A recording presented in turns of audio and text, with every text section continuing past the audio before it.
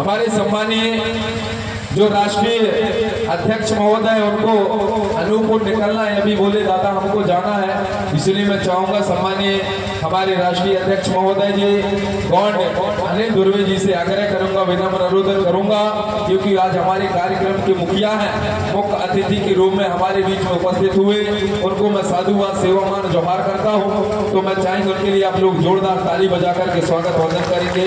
मैं आमंत्रित करता हूँ सम्मानीय धुर्वे जी को। धन्यवाद।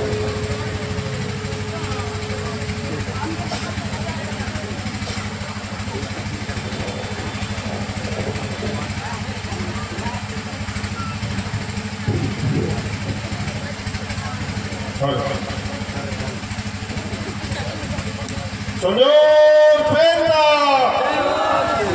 Señor Penta, महाराजा संघर्ष कुंवर रघुनाथ अमर रहे, महाराजा संघर्ष कुंवर रघुनाथ अमर रहे, महाराजा संघर्ष कुंवर रघुनाथ अमर रहे। साथियों, सर्वप्रथम मैं गुणवाना की इस पावन धनधरा को नतमस्तक सेवा जोहार करते हुए परम शक्ति फड़ापेन के चरणों में नतमस्तक सेवा जोहार करता हूँ। आप सभी जो इस धनधरा में कभी राजपाट किए थे, उनके आप सभी लोग वंशज हो, यानी राजकुमार और राजकुमारियां हो। आप लोगों के चरणों में अनिल धुर्वे का नतमस्तक सेवा जोहार पहुंचे। क्यों? क्योंकि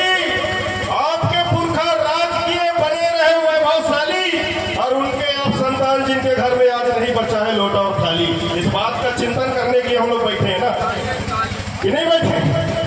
तो सबसे पहले आप लोगों के चरणों में मेरा नतमस्तक सेवा जोहार पहुंचे और आज के इस कार्यक्रम की अध्यक्षता कर रहे इस ग्राम पंचायत के सरपंच परम सम्माननीय दोनापत श्री धुर्वे जी, आपके चरणों में अनिल धुर्वे का नतमस्तक सेवा जोहार पहुंचे। पंचासीन हमारे इस क्षेत्र के लाडले विधायक परम सम्माननीय वरकड़े जी, आपको भी मेरी की तरफ से हार्दिक हार्दिक सेवा जोहार पहुंचे। पंचासीन गुणवाना की जो विचारधारा है, इस विचारधारा को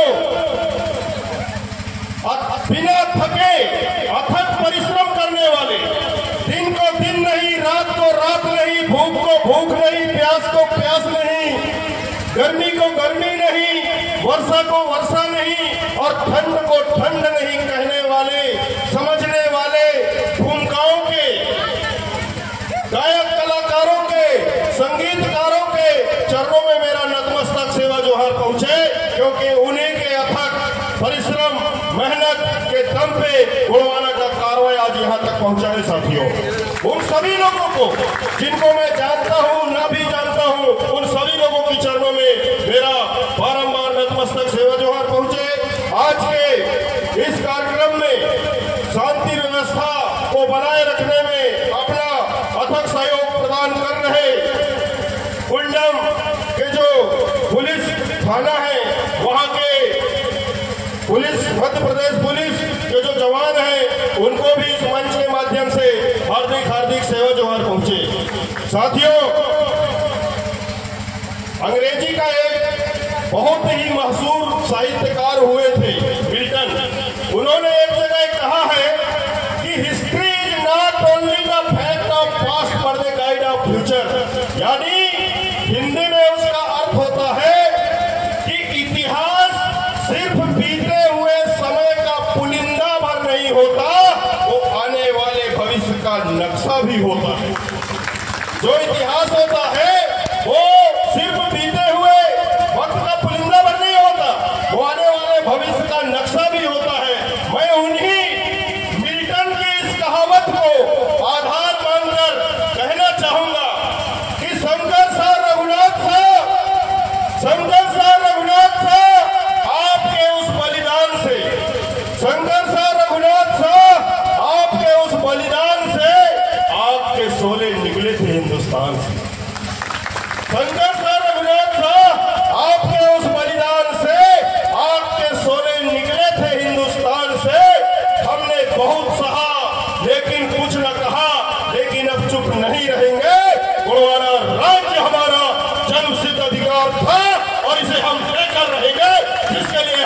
योद्धाओं ने अपने खून को बहाया था। साथियों, जब इस देश में ब्रिटिश हुकूमत रही, उस समय पूरे विश्व में अंग्रेजों का इतना बड़ा शासनकाल था कि उनके शासनकाल में सूर्य नहीं डूबता रहा और लहू नहीं सूखता रहा। सोचिए, ऐसा शासनकाल उनका रहा। लेकिन पूरे अंग्रेजी शासनकाल का जब हम अध्ययन करें, विश्व इतिहास का अध्ययन करें, तो कहीं पर भी ऐसा प्रसंग नहीं आता कि कविता सुलझाने की सजा बाप और बेटा को धोप के मुंह में बांध के उड़ाने की मिली हो। साथियों, ऐसा प्रसंग इतिहास के पन्नों में कहीं दिखाई नहीं देता। वो बलिदान हमारे पुरखों ने किया था। क्यों किया था बताइए? क्यों किया रहा है वो बलिदान हमारे लिए? इस बात का चिंतन और मंथन करने के लिए हम लोग आज यहाँ पे एकत्रित हुए हैं। साथियों, सोचिए वो प्रसंग क्या रहा होगा। एक 70 साल का बूढ़ा, शंकर साहब की उम्र, महाराजा शंकर साहब की उम्र उस समय 70 वर्ष रही। 70 वर्ष के उम्र में उनने कैसे अंग्रेजी सरकार को ललकारा था। साथियों, इस बात का चिंतन हमको आज यहाँ पे बैठ के करना पड़ेगा। सोचिए, 70 साल की उम्र में विश्व के सबसे बड़े जो शासक करते रहे, उनके नजर से नजर मिला करके अपने गुणवाना के आन बान शान और मान सम्मान स्वाभिमान को महाराजा शंकर साहब कुंवर रघुनाथ साहब ने झुकने नहीं दिया। तो आज हमको इस बात का भी चिंतन करना होगा कि 1857 तो जब शंकर साहब रघुनाथ साहब को तोप के मुंह में बांध के उड़ा दिया गया, उनकी लाश के चीथड़े उड़ गए। उन चीथड़ों को एकत्रित करके रानी फूल कुंवर मरावी ने कैसे उसका अंतिम संस्कार किया रहा होगा, इस बात का चिंतन हमको करना होगा। साथ सोचिए, एक 65 वर्ष की महिला अपने पति और अपने नौजवान बेटे के 100 के टुकड़ों को एकत्रित करके अंतिम संस्कार करती है और अंग्रेजों के खिलाफ फिर तलवार लेकर मैदान में आ जाती है। ऐसी वीरांगना महारानी फूल कुंवर मरावी की जय हो और गुणवाना की सदा विजय हो। हमने देखा 2001 में जब गुणवाना राज संकल्प यात्रा का शुभारंभ मंडला में राजराजेश्वरी के प्रेम थाना से जब चालू हम लोगों ने गुणवाना गणतंत्र पार्टी युवा मोर्चा के माध्यम से किया, और जब हम मंडला को संभालने का काम किए, तब समझ में आया कि महारानी फूल कुंवर मरावी अपने पति और अपने बच्चे के जो 100 के टुकड़े रहे, उन्हें एकत्रित करके अंतिम संस्कार करती है और अंग्रेजों के खिलाफ में लड़ती है। और 20 मार्च 1858 को वो भी वीर गति में शहीद हो जाती है। आपके मंडला के खारी नामक गांव पे, वहां पे फूल सागर नामक एक गांव आज भी बसा हुआ है। हमने उस यात्रा के दौरान वहां पे रानी फूल कुंवर मरावी के नाम से जब एक बोर्ड गड़ाए, हम लोगों ने जब वहां पे एक बोर्ड गड़ाया, तो संयोग की बात है कि कुछ दिन बाद हमारे प्रदेश के तत्कालीन मुख्यमंत्री परम सम्मान्य शिवराज सिंह चौहान जी मंडला में आते हैं और वहां के पॉलिटेक्निक कॉलेज का नाम रानी फूल कुंवर मरावी पॉलिटेक्निक कॉलेज रखते हैं। 20 मार्च को ही आपके अवंतीबाई लोधी का भी बलिदान होता है। साथियों, लोधी समाज के लोग जागरूक रहे, उन्होंने अवंतीबाई का प्रतिमा जगह जगह पर बनवा दिया और हम लोग एक रानी फूल कुंवर मरावी का प्रतिमा नहीं बनवा पाए। सोचिए, हमारे समाज की चिंतन करने की क्षमता कितनी है। गलत बोल रहा हूं? बताइए, सही बोल रहा हूं कि गलत बोल रहा हूं?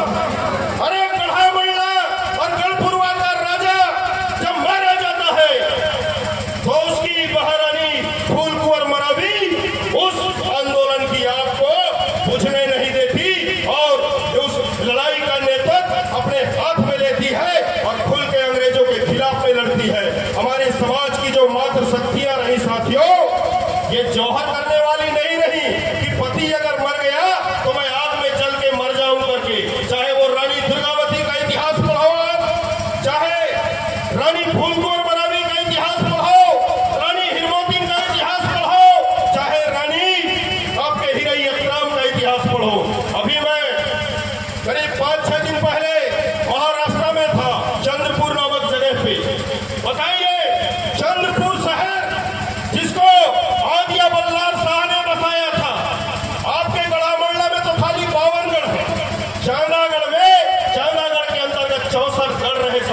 सबसे बड़ा राज्य अगर किसी का रहा है तो वो चांदा का गढ़ रहा।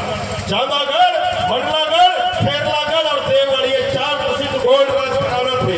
वो जो आपका चंद्रपुर है, उस चंद्रपुर को बसाने वाला राजा आदिया बल्लार साहब, रानी हिरैयतराम, युद्ध के मैदान में उसका पति जब मारा जाता है तो रानी हिरैयतराम आती है, अपने पति का अंतिम संस्कार करती है और पुनः तलवार लेकर युद्ध के मैदान में चले जाती है और दुश्मन का गर्दन काट के कली कंकालीन के मंदिर पे लटकाती है। साथियों, वो हिरैयतराम जिसकी नगरी चंद्रपुर 16 वर्ष की उम्र में 13 युद्ध उन्होंने लड़ा, रानी हिरैयतराम ने।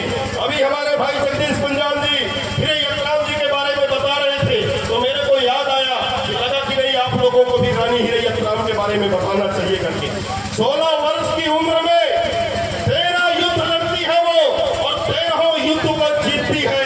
लेकिन पूरे चंद्रपुर, जो आज चंद्रपुर शहर है, वो 50% शहर किला के अंदर बसा हुआ है, लेकिन राजा महाराजाओं की एक भी प्रतिमा नहीं वहां पे। ये कितने दुर्भाग्य की बात है कि नहीं है।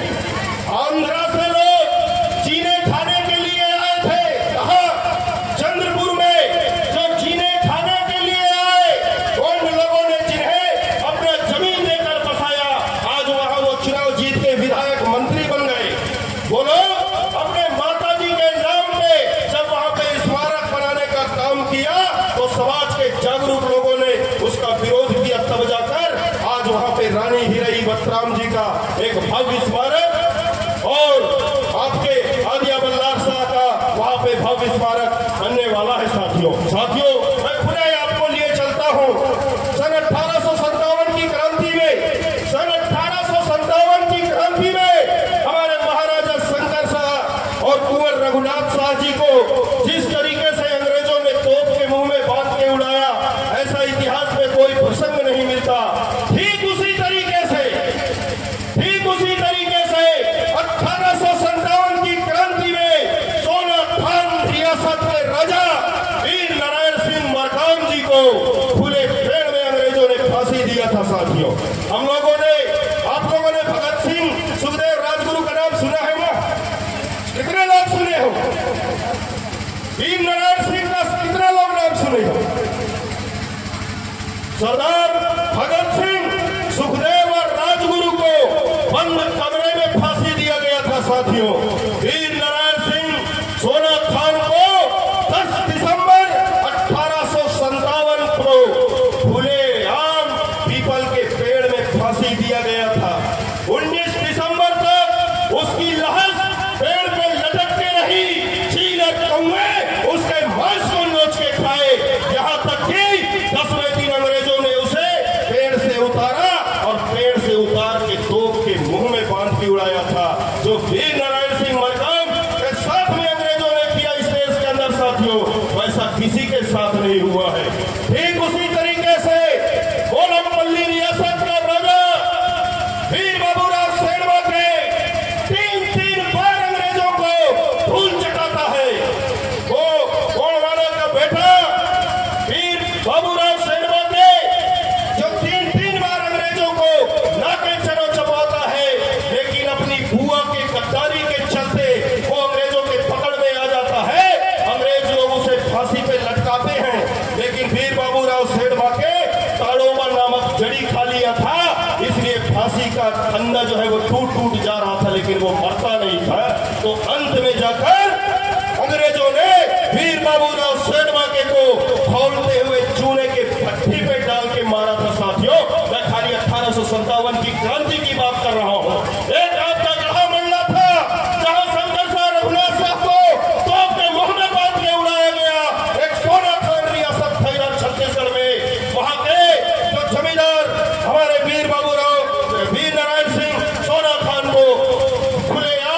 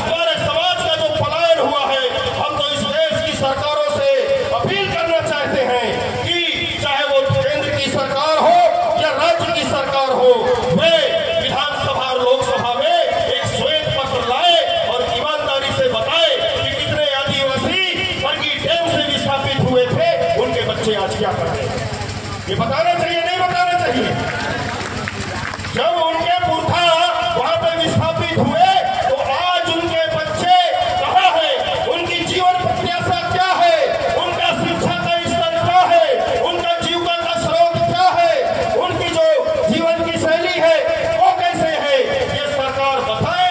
इसके बाद में हमारे जल जंगल जमीन पे नजर गड़ाए। ऐसा ये हमारे शंकर शाह, कुंवर रघुनाथ शाह के बलिदान से, वी नारायण सिंह मरकाम के बलिदान से, बाबूराव शेरमाके के बलिदान से ये सीख हमको मिलती है कि नहीं मिलती है, बताइए साथियों। मैं आप लोगों को बताना चाहूंगा कि आज तो ये 20 तारीख हो गया, मुझे आज अमरकंटक निकलना है। कल यानी 19 तारीख को मेरे पिताजी के सगे मामा के लड़के का दस्तार कर रहा। सोचिए, मैं उसको छोड़ के आया था। क्यों आया था? क्योंकि जो दादा हीरा सिंह मरकाम ने कहा था कि जिस समाज ने तुमको जन्म दिया है, जिस माँ का तुमने दूध पिया है, जिस समाज ने तुमको गोदी में खेला कूदा के बड़ा किया है, जो समाज अपनी बहन बेटी को तुम्हारे साथ में शादी किया है, और जब मर जाओगे तो वही समाज तुमको कंधा देगा, उस समाज के तुम कर्जदार हो। ये जो दादा ने कहा था, तो मुझे लगता है कि उस कर्जा को तो मैं नहीं छूट सकता, लेकिन जब तक जिंदा रहूंगा इस कर्जा को छूटने का प्रयास करूंगा। और ये प्रयास आप हम सबको मिलकर करना पड़ेगा। हम सब लोगों की जिम्मेदारी बनती है कि हम इस समाज का जो सामाजिक कर्जा है उस कर्जा को छूटे, और समाज का कर्जा हम समाज की सेवा करके ही उतर सकते हैं। साथियों, हम चाहे बड़े बड़े पदाधिकारी, चाहे आपका थानेदार हो, चौकीदार हो, चाहे आप एसपी, कलेक्टर, तहसीलदार बन जाओ, विधायक, सांसद, मंत्री बन जाओ, ये आपका व्यक्तिगत उपलब्धि है कि नहीं है?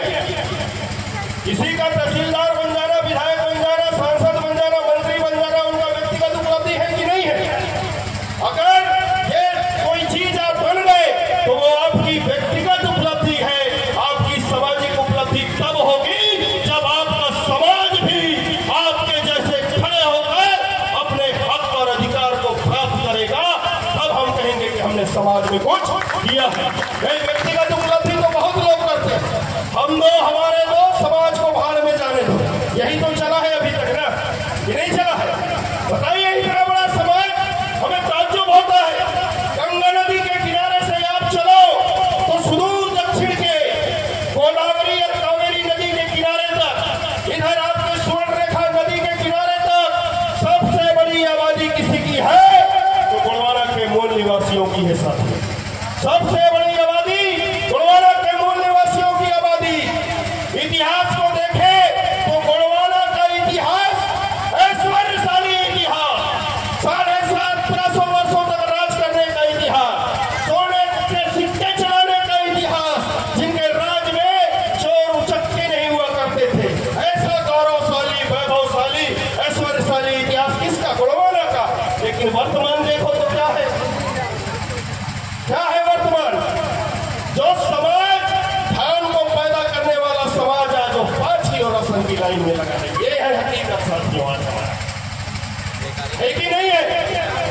साथियों, दादा मरकाम का जो ये आंदोलन है, ये आंदोलन स्वाभिमान को जगाने का आंदोलन है, जिसका स्वाभिमान जग गया, जो समाज अपने पुरखों के इतिहास को पढ़ लिया, जिस समाज को उनके पुरखों के स्वाभिमान, उनके पुरखों के शौर्य से, साहस से, संघर्ष से और उनके बलिदान से जिस समाज को ऊर्जा मिलती है, वो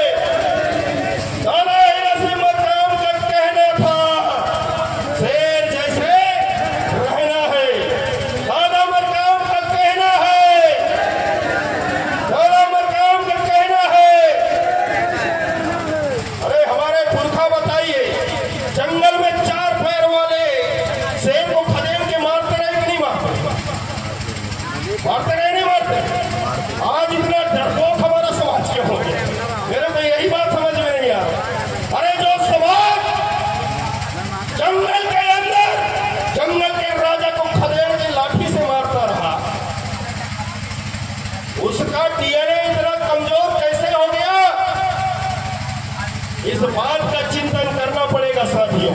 जो ये गोंडवाना आंदोलन है, जो आपके शरीर में, जो आपके पुरखों का बीज है, जिस बीज में वीरता का भाव है, उस वीरता के भाव को जगाने के लिए ये गोंडवाना आंदोलन चल रहा है साथियों। और आप लोग अगर अपने धर्म सत्ता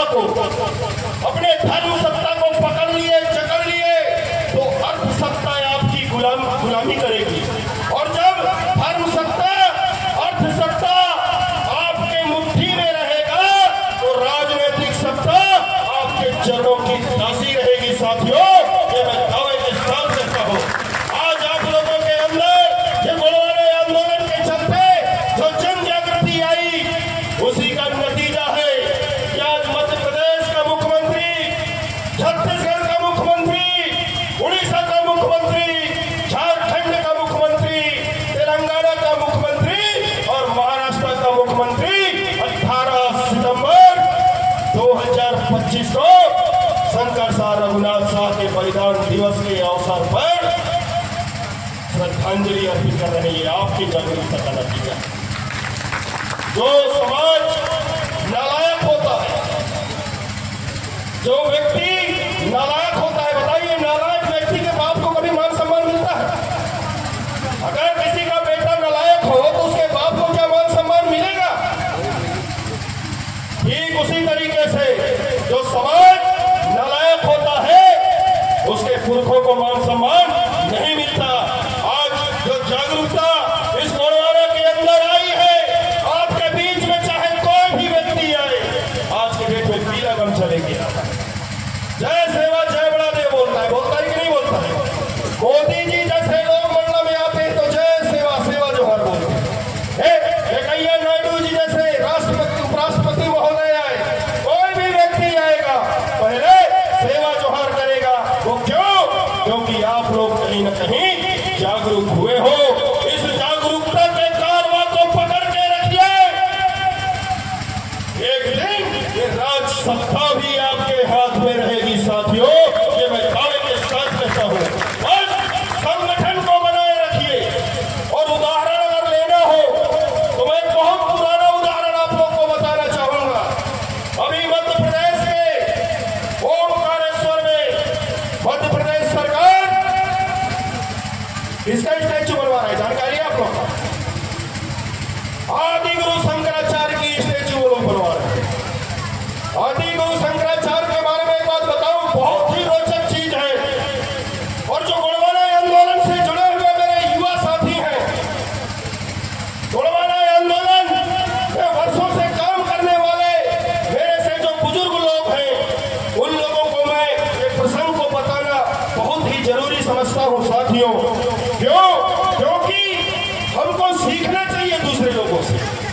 आदि गुरु शंकराचार्य जब संन्यास ग्रहण करके भारत भ्रमण के लिए निकलता है, तो अपनी मां को वो वचन दिया था कि आपके अंतिम संस्कार में मैं जरूर आऊंगा। जब आदि गुरु शंकराचार्य की मां की मृत्यु होती है और आदि गुरु शंकराचार्य जब अपने घर में जाता है, तो ब्राह्मण लोगों ने उसे अपने ब्राह्मण धर्म से अलग कर दिया था। ये जानकारी क्या आप लोग को है जानकारी? ब्राह्मण लोगों ने उसे अपने ब्राह्मण धर्म से अलग कर दिया था। यहां तक कि उसकी मां के लाश को तक किसी ब्राह्मण ने छूने से इनकार कर दिया था। उस समय आदि गुरु शंकराचार्य ने तलवार से अपनी मां के 3 टुकड़े करके उसका अंतिम संस्कार किया।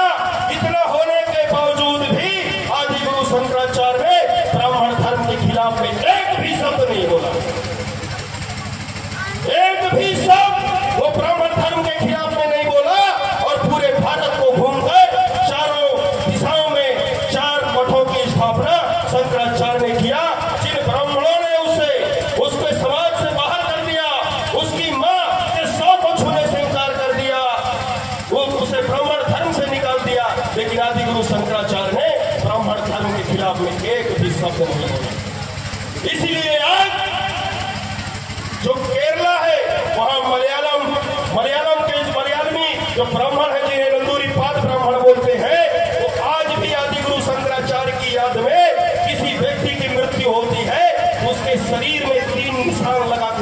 संस्कार करते हैं। बताइए उसके समाज के लोगों ने उसके साथ क्या किया, लेकिन वो समाज के खिलाफ में नहीं बोला। और हमारे लोगों के बीच में तो भाई भाई के बीच में थोड़ा 1-2 इंच जमीन की बात आती है तो तलवार और फिर डंडा गाड़ा फांसा निकल जाता है कि नहीं निकल जाता है? संगठन में काम करते हैं तो 4 बातें नीचे ऊपर हो जाती है तो लोग संगठन को छोड़ देते हैं और संगठन को गाली देना चालू कर देते हैं। गलत बोल रहा हूं? बताइए कितना अच्छा प्रसंग है उसका। इसलिए आज ब्राह्मण समाज के लोग आदि गुरु शंकराचार्य की पूजा कर रहे हैं, जबकि उस समय उसे अपने जात से बाहर कर दिए थे, उसकी मां के शौक को नहीं छुए, लेकिन आज वो लोग उसकी पूजा कर रहे हैं। मेरा कहने का मतलब है साथियों, अगर समाज को आपने थोड़ा सा भी दिया तो समाज आपको इतना ज्यादा देगा जिसे आप लोग नहीं समझ सकते। इतना देता है समाज। अरे हम लोगों की क्या औकात है यार। मैं भी एक साधारण किसान का लड़का हूँ, कोई बड़े घर का नहीं हूँ, साधारण किसान का लड़का हूँ मैं। लेकिन ये गुणवाना आंदोलन की जो विचारधारा हमारे अंदर आई और आप लोगों का सहयोग मिला तो आज हम लोग नेता बन गए। ये किसके चलते? आप लोगों के चलते। आप लोगों ने साथ दिया, आप लोगों ने हमारा साथ दिया। तो चाहे किसी थाना में थानेदार को फोन करे, तहसील में तहसीलदार को फोन करे, किसी एसडीएम कार्यालय में एसडीएम को फोन करे, चाहे किसी फॉरेस्ट विभाग के रेंजर को फोन करे, वो हमारी बात को सुनता है। क्यों सुनता है? इसलिए सुनता है कि अगर इनका नहीं सुनोगे तो कहीं का ये धुलाई न कर देंगे। ये आप लोगों की ताकत है कि नहीं है? तो मैं कब तक नेता हूं? जब तक मैं गुणवाना की विचारधारा को लेकर चल रहा हूं। और जिस दिन मेरे अंदर घमंड आया कि नहीं यार अनिल तुम भी बहुत बड़े नेता हो गए करके, उसी दिन मैं समाप्त हो जाऊंगा। इसलिए मैं इस मंच के माध्यम से मेरे जो नौजवान साथी हैं, इन साथियों को संदेश देना चाहूंगा कि साथियों, हमारा समाज बहुत बड़ा है, कई विचारधारा के लोग हैं, अलग अलग बोली भाषा। यही मध्य प्रदेश जो है, मध्य प्रदेश में आपका महोत्सव का क्षेत्र है, यहाँ की बोली भाषा अलग है। जहाँ का मैं रहने वाला हूँ विंध्य क्षेत्र, उधर की बोली भाषा अलग है। हर जिला हर ब्लॉक की बोली भाषा अलग है। ठीक उसी तरीके से हर प्रदेश की बोली भाषा अलग है। हमको अगर कोई एक सूत्र में जोड़ता है तो वो है हमारी संस्कृति, वो है हमारा धर्म और वो है हमारी भाषा। तो हमको अपने धर्म, अपनी भाषा, अपनी संस्कृति के लिए काम करना है। और ये 3 चीजों को अगर हमने मजबूत कर लिया साथियों, तो दुनिया की कोई ताकत हमको राजसत्ता में जाने से नहीं रोक सकती। इसी आस और विश्वास के साथ मैं अपने विचारों को विराम दूंगा और जाते जाते आप लोगों से 2-3 सवाल करना चाहूंगा। गोंडी भाषा की रक्षा कौन करेगा? सही में करेंगे? गोंडी भाषा की रक्षा कौन करेगा? गोंडी संस्कृति की रक्षा कौन करेगा? गोंडी संस्कृति की रक्षा कौन करेगा? गोया प्रेम की रक्षा कौन करेगा? गोया प्रेम की रक्षा कौन करेगा? साथियों, वक्त बहुत कम है। मैं अपने इस मंच के माध्यम से पूरे अपने नौजवान साथियों को एक संदेश देना चाहूंगा कि साथियों, आप लोग खूब पढ़ाई करो। पढ़ाई और लड़ाई एक साथ चलना चाहिए, ये नहीं चलना चाहिए। लड़ाई और पढ़ाई हमको दोनों एक साथ करना पड़ेगा। क्यों? क्योंकि हमारा जो समाज है ये भोला भाला समाज है और इस समाज के भोलेपन का फायदा बहुत सारे लोग उठाते हैं। मैं एक सच्चाई आप लोग को बताना चाहूंगा साथियों कि कोई भी समाज नहीं चाहता है कि आदिवासी समाज जागरूक होगा। गलत बोल रहा हूं? बताइए। कोई भी समाज नहीं चाहता है कि आदिवासी समाज जागरूक हो, संगठित बने। ये कोई भी समाज नहीं चाहता। क्यों? क्योंकि जिस दिन आप लोग जागरूक हो जाओगे उस दिन आपका शोषण बंद हो जाएगा। और जिस दिन आपका शोषण बंद हो जाएगा तो जो आपके शोषण के दम पे जिंदा रहने वाले जो लोग हैं वो लोग कहाँ जाएंगे? बताइए। इसलिए वो नहीं चाहते हैं कि आप लोग जागरूक बनो, आप लोग संगठित बनो करके। तो मैं जाते जाते कहना चाहूंगा कि शिक्षित बनिए, संगठित बन रहिए और अपने बीच के प्रतिभाओं को पहचानिए। जो प्रतिभाएं हैं उनको पहचानिए, उनको प्रोत्साहित कीजिए और संघर्ष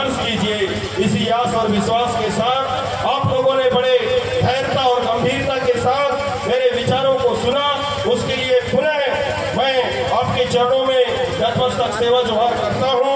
और मैं आप लोगों से गुजारिश करूंगा कि पूरे 19 सितंबर 2026 को जब यहाँ पे महाराजा शंकर साहब कुंवर रघुनाथ साहब की 172वीं बलिदान दिवस का कार्यक्रम आयोजित हो तो उसमें आप लोग जरूर आइएगा। आप लोगों के चरणों का धूल इस मंच में पड़े। आप लोगों की चरणों का धूल जब हम जैसे लोगों के मंचों में, हम लोगों के मस्तक पे पड़ता है तो हमारा जो उत्साह है ये 7वें आसमान में चला जाता है। तो पुनः अगले साल के कार्यक्रम का आमंत्रण देते हुए पुनः एक बार आप सभी लोगों के चरणों में मेरा नतमस्तक सेवा जोहार पहुंचे। साथ ही साथ आज के इस कार्यक्रम की जो ये आयोजन समिति है उसमें प्रत्यक्ष और अप्रत्यक्ष रूप से सहयोग करने वाले गोड़वाना के सभी शुभचिंतकों के चरणों में अनिल धुर्वे का बारंबार नतमस्तक सेवा जोहार पहुंचे। शंकर साहब रघुनाथ साहब अमर रहे, शंकर साहब रघुनाथ साहब अमर रहे, बेनवासी दादा हीरा सिमर काम अमर रहे, बेनवासी दादा हीरा सिमर काम अमर रहे, बेनवासी दादा मोतीराम कंगाली अमर रहे, बेनवासी दादा मोतीराम कंगाली अमर रहे। जय जय फड़ापे। आज करेगा गोड़वाना बोलना चाहिए कि नहीं बोलना चाहिए? है जय जय फड़ापे, जय जय फड़ापे। धन्यवाद साथियों।